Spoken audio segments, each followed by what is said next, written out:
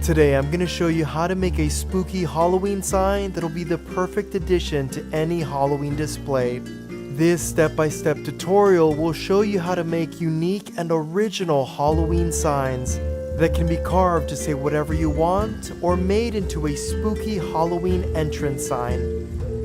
So join me for this super simple Halloween tutorial.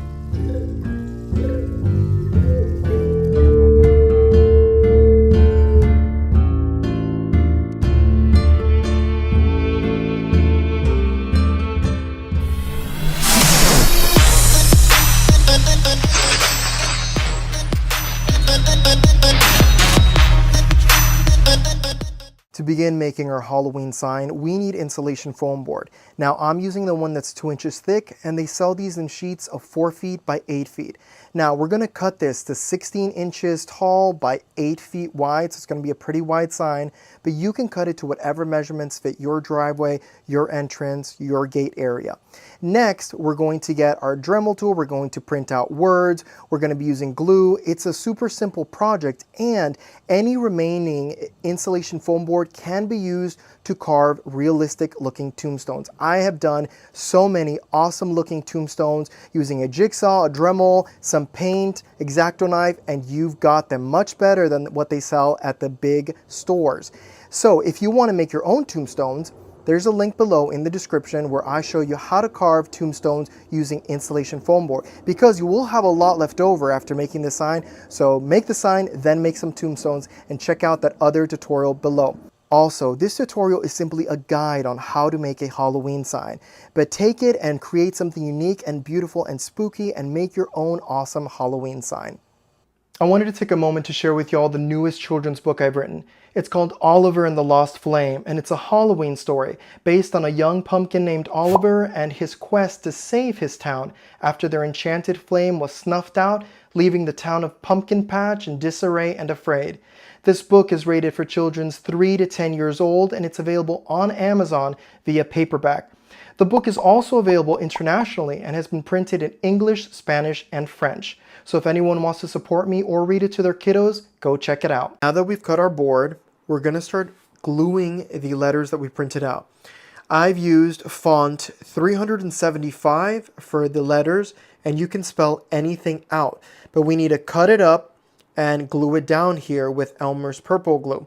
I'm using a level so that I can actually make a line from the bottom of where I want the words to be all the way over here, so that all the words are in one perfectly straight line. You don't have to do this, but I want it to look very neat and professional, so I'm definitely going to do a line so that all the words, the bottom of the words, can touch it and they'll be nice and straight like that. So let's get to it. As you can see, I drew a line that's completely leveled and runs all the way to the end. And these letters over here were the ones that were printed.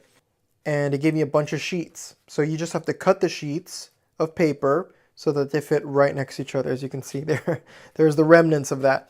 So once you cut them, you can use the line as your guide so that you know exactly where the words are going to go, so that they're all nice and straight. Now we're going to get the Elmer's purple glue. We're going to apply it to the back of the paper and to the board, and then we're going to stick it on there. And once it dries, we can start using our Dremel tool to carve this out. Again, you can print out whatever you want. It doesn't even have to be letters. It can be designs, but you just want to glue it to the board. And after a few hours, once it's done, then you can begin the carving process. So to begin, I have my glue stick here. It goes on purple and then it dries clear. So what I like to do is mark the corners just like that, so we know exactly where we're going to put the sheet of paper once it comes down.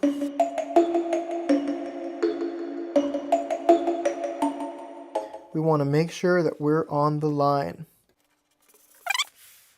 We put our first sheet down. And then this glue dries fast. In a couple of hours, this will be dry and we can start carving. Now it's time to carve out the sign.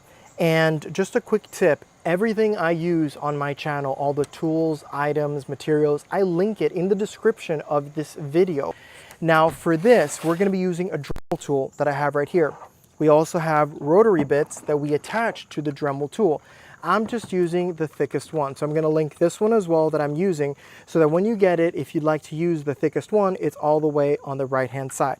So normally what I would do is I would carve out the entire letter. So everything painted in black would be carved out with our Dremel tool. But this time I'm going to do this sign differently. I'm simply going to outline along the edges of the outside and on the inside, and I'm going to leave all of the black parts black. I'm not going to remove them with my Dremel tool. I'm doing that so that I can paint the inside with phosphorescent paint that is essentially glow-in-the-dark paint that's activated with black light. So you definitely need a black light for this. But phosphorescent paint works best when we do things such as paint it on a flat surface. Let's get to carving. This is going to be super simple. Remember, hearing protection, eye protection, and wear a dust mask. So let's get started.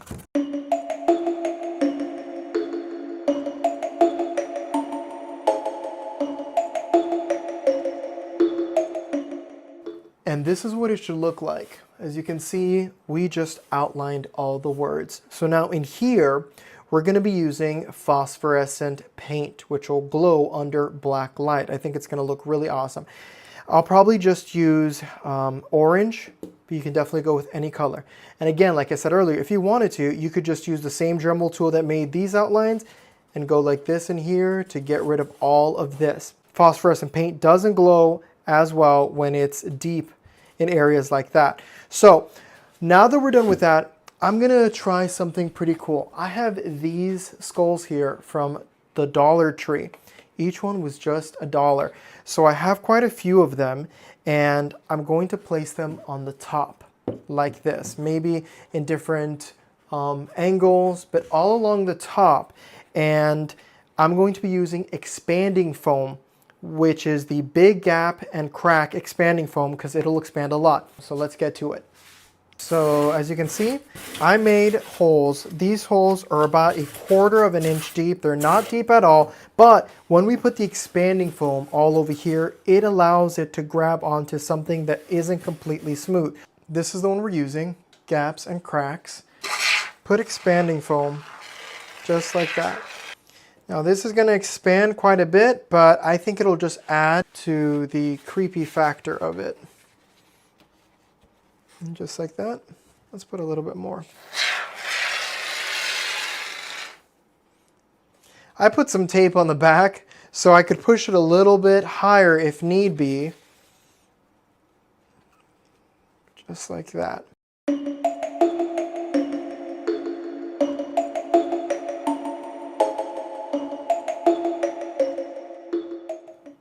Now that I've painted it black, we're going to paint the letters with orange fluorescent paint.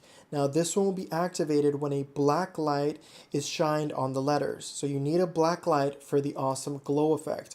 We're going to paint all of the letters on the inside, and then I'm probably going to use some spray paint in between the skulls that you see over there to maybe paint the expanding foam a little bit black. And then I'm probably going to use the same paint on the eye areas so that all of these eyes will glow as well in the dark.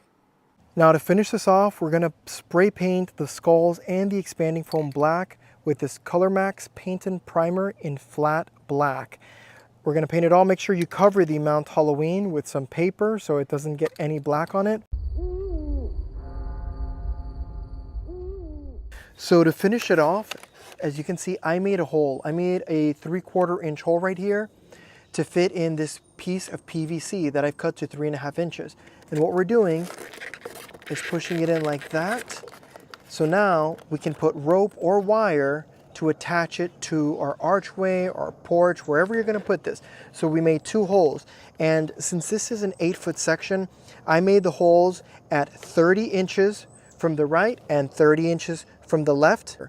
And that's it. We should put the wire or rope and be done with it. And once you spray paint it, look at it. You can't even see it.